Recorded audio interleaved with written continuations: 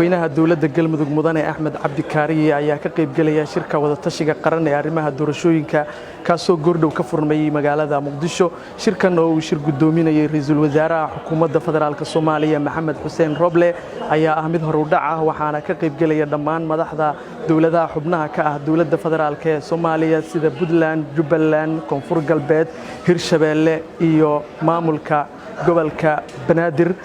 galmudug ayaa gundhig u ahayd qabsoomidda shirarkan iyadoona madaxweynaha galmudug uu dadaal badan ku bixiyay sidii dalka ay doorasho uga qabsoomi lahayd.